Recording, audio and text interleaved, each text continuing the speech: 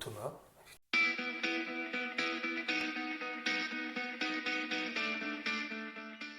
plutôt calme, plutôt calme, plutôt timide. Et je pense depuis quelques années assez sûr de moi et de mes convictions, on va dire, dans tous les domaines.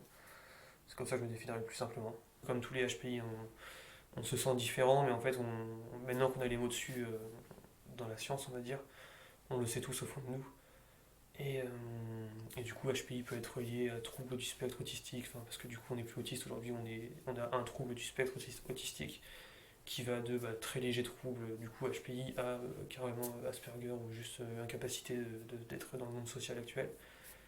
Et du coup, j'ai toujours senti cette différence, mais en même temps, très vite, j'en ai fait une force. Donc ça m'a pas impacté, enfin ça m'a impacté directement, mais ça m'a pas impacté socialement, on va dire. HPI, c'est haut potentiel intellectuel.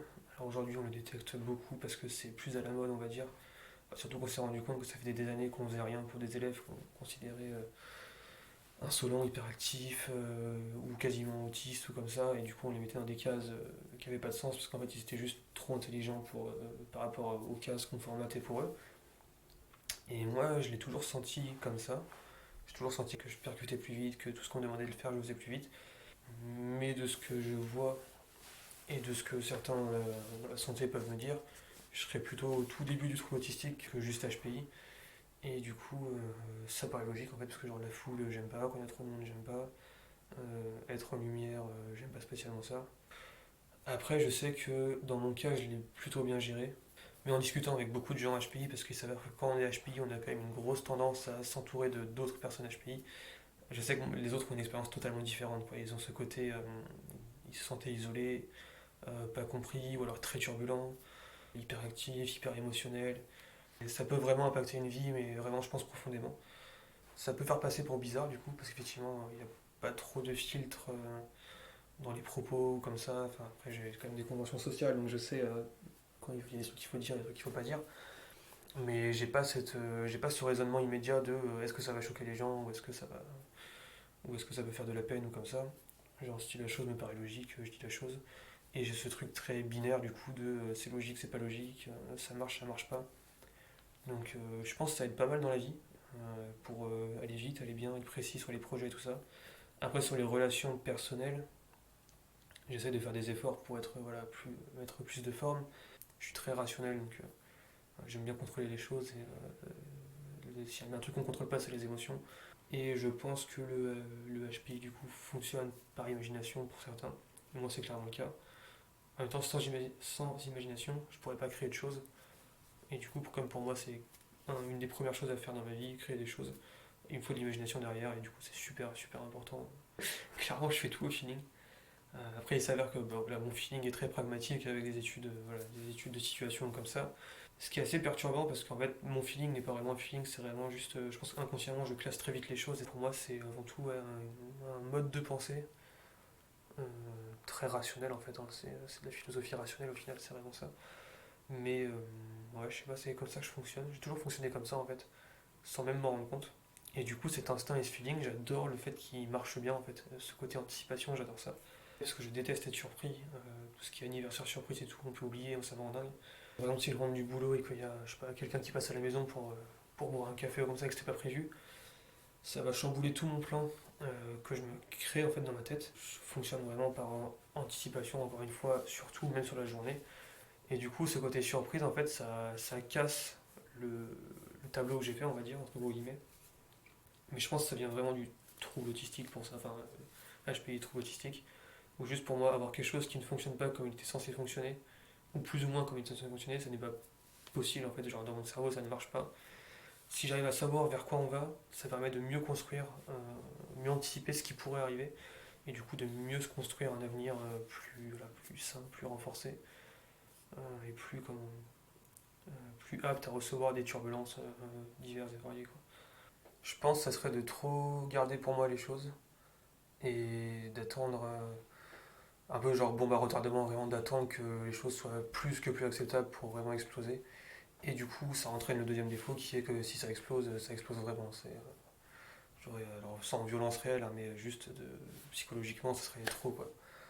Ça serait plus ou moins la même chose que le défaut, au final, c'est assez marrant. Mais c'est le côté de pouvoir emmagasiner pendant très longtemps des choses perso, des choses d'autres personnes, capter les problèmes des autres, et, euh, et de le faire sans jugement, vraiment d'aider les gens, juste d'emmagasiner, de les laisser déverser, on va dire, leurs problèmes, leur colère, leur peur ou autre, et que ça m'impacte pas directement aussi. Donc j'ai le recul nécessaire pour le faire, sauf quand c'est trop, et là ça redevient un défaut. Donc ça peut être ma meilleure qualité ou mon pire défaut effectivement sur ça. J'analyse extrêmement vite, extrêmement bien les situations, les choses, les gens en général, et même les choses qui sont parfois cachées, on va dire dans les secrets professionnels ou comme ça, j'ai très très lucide là-dessus, et j'ai très souvent juste. C'est rare que j'ai... C'est pas très quand ça fait assez prétentieux, mais c'est assez rare que j'ai tort. Parce que du coup, je sais plus ou moins à l'avance comment vont se passer les choses, aussi bien dans le côté pro que dans le côté perso, de par l'expérience générale que j'ai pu avoir dans ma vie, ou juste par déduction, je sais pas, genre un peu naturellement. Ça se jouerait entre la naïveté des gens, je pense, sur des sujets précis. Si je suis persuadé à l'avance que ça va pas se passer comme les gens le pensent, et que je peux l'expliquer avec des arguments comme ça, les voir juste s'enfoncer dans une sorte de naïveté ou je sais pas, de négation de ce qui va arriver en fait, ça me fait de la peine parce que du coup je sais que je peux rien faire pour eux.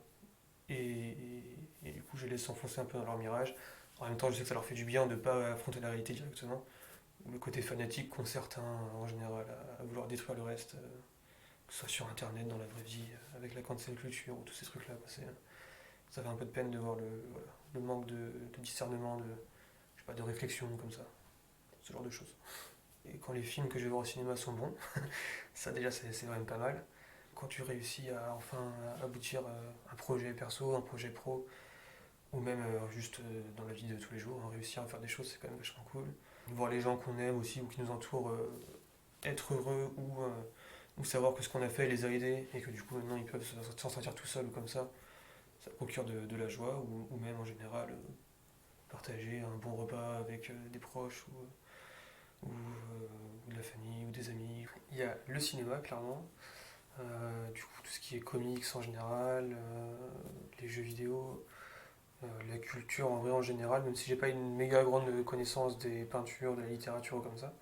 Ce qui me passionne c'est clairement étudier les gens aussi, que ce soit en soirée, dans la rue, en cours ou comme ça fait vraiment partie des passions prioritaires.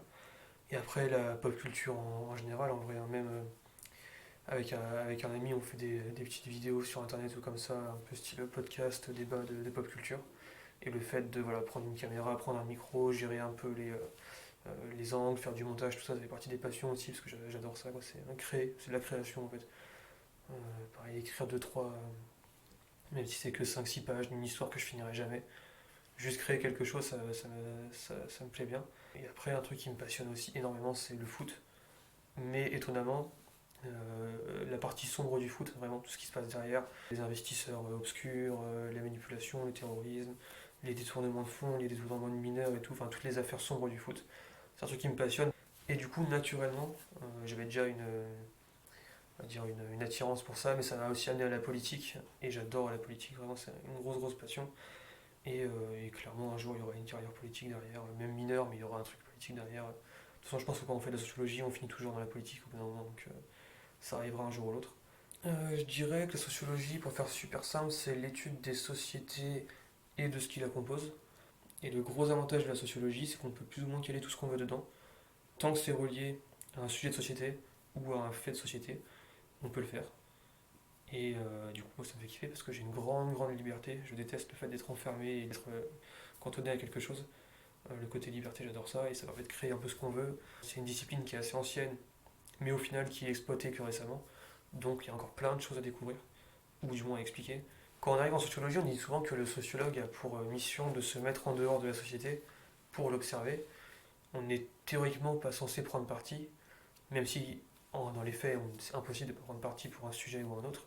Ne serait-ce que le fait d'étudier un sujet, ça implique qu'on a une attirance pour ce sujet. Et moi en particulier sur l'imaginaire.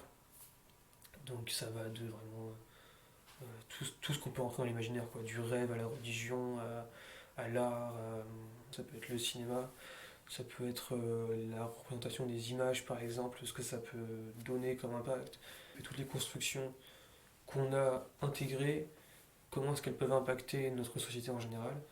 Et alors, par exemple, dans mon cas, ça peut être tout ce qui est cinéma, comics et autres. Je peux très bien expliquer ce que ça a impacté dans la société. Et du coup, si je peux avoir ce rôle-là, et j'espère pouvoir l'avoir, voilà, d'être dans les médias ou d'être juste connu en tant qu'intellectuel, écrivain ou comme ça, voilà, que ça ait un impact réel sur les gens, c'est le but ultime, quoi, vraiment, ce serait vraiment ça. Physique, c'est clairement la force physique et la carrure et on va dire une certaine forme d'endurance physique. Après au niveau douleur en fait c'est assez particulier parce que parfois des douleurs toutes connes peuvent me faire réellement mal alors que des grosses douleurs je les encaisse très très bien. Après moi je me rends pas compte mais souvent on me dit que j'ai un certain charisme on va dire quand je suis en groupe, en travail de groupe comme ça, que j'impose un peu donc on m'écoute assez facilement, ça c'est plutôt cool. C'est plutôt cool parce que c'est pas du tout volontaire en plus c'est vraiment genre je fais ce que j'ai à faire et c'est tout. Et le charisme est méga important quand on veut prendre de la parole en public ou comme ça. Et après, psychologiquement, c'est vraiment le fait d'analyser très vite, de penser très vite, d'être suffisamment en retrait pour que je contrôle quand même, mais pas être le leader non plus de la chose. Et une capacité à encaisser et à retenir les choses aussi assez prononcée. Donc ça, c'est plutôt cool.